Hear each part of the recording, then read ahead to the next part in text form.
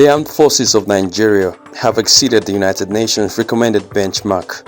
Hi, welcome to What's Happening. These are the top 10 stories. At number 1, the armed forces of Nigeria, under the leadership of Chief of Defense Staff General Christopher Musa, have exceeded the United Nations recommended benchmark, achieving a remarkable 27.9% female participation in peacekeeping operations. This surpasses the 17% threshold set by the UN, demonstrating Nigeria's commitment to gender mainstreaming in its armed forces. General Musa shared this encouraging milestone during a gender mainstreaming conference themed Building Capacity Through Gender Mainstreaming to Meet Security Challenges. The achievement highlights the country's dedication to fostering inclusivity and diversity within its defense operations. At number 2, the Minister of Humanitarian Affairs and Poverty Alleviation, Dr. Betta Edu, laid the foundation for cluster settlements for internally displaced persons in Benue State. During her 2-day visit, the minister unveiled the construction of the cluster settlements in Ngbagwen, Makurdi local government area, assuring the people of President Bola Tinubu's commitment to resettling displaced persons. At number 3, the federal government has summoned contractors and developers of federal housing projects to address the issue of abandoned projects across the country. The Minister of Housing and Urban Development, Ahmed Dangiwa, expressed concern over the abandonment of housing projects, stating that the government would no longer tolerate such situations, especially where there is a significant demand for housing. Dangiwa mentioned the government's plan to recoup its investment and stressed the need for developers to have the managerial and financial capacity to complete projects. At number 4, ahead of gubernatorial elections in Kogi, Imo and Bayelsa states on November 11, 2023, the DSS called for adherence to electoral laws and urged public commentaries to promote unity and peace. It advised those on election duties, including the media and civil society, to avoid actions that may incite sentiments or disrupt law and order. The Department of State Service (DSS) has expressed concern about the increasing use of inflammatory statements by influential figures and NGOs, both within and outside the country. The DSS emphasized that such remarks would undermine public peace and harmony, leading to heightened political tensions and deep-seated divisions. At number 5, the Southern Youth Wing of the Christian Association of Nigeria (CAN) has appealed for a peaceful resolution between the Nigerian Labour Congress (NLC) and the Imo State government.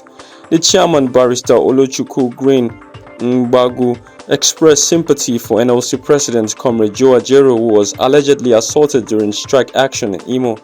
Mbagu suggested that alternative legal avenues could have been explored instead of state shutdown, especially during this sensitive election period.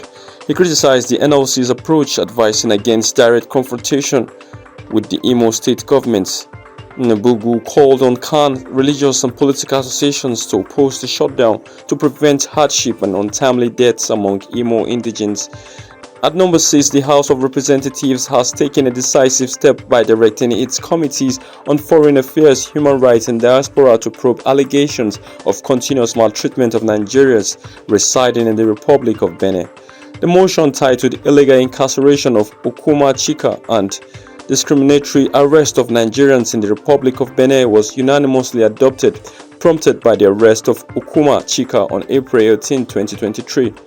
Honorable OK Chinda, who moved the motion, expressed concern over Chika's arrest despite legal residence and employment at Esfand University, leading to his detention by the Republic of Benin's police service. At number 7, the Chartered Institute of Personnel Management (CIPM) is determined to combat quackery in human resources management to address its impact on various sectors of the Nigerian economy. The president of CIPM, Olusegun Mojid, emphasized the need for regulatory bodies to punish HR quacks to uphold global best practices. Mojid highlighted the challenge of unqualified individuals practicing people management and stressed the importance of proper certification for those overseeing government and private sector affairs.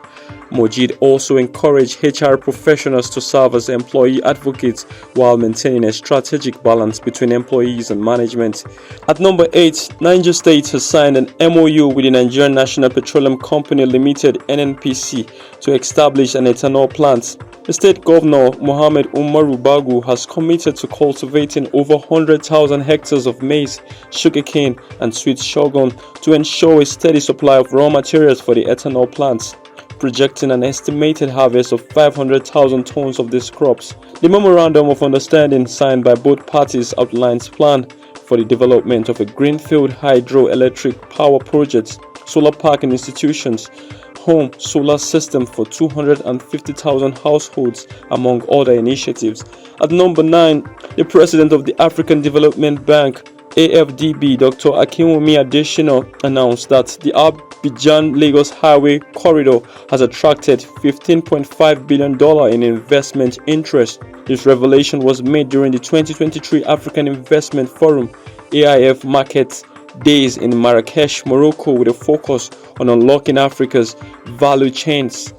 Adesina pointed out that the Abidjan-Lagos highway corridor has the potential to bring positive changes to West Africa.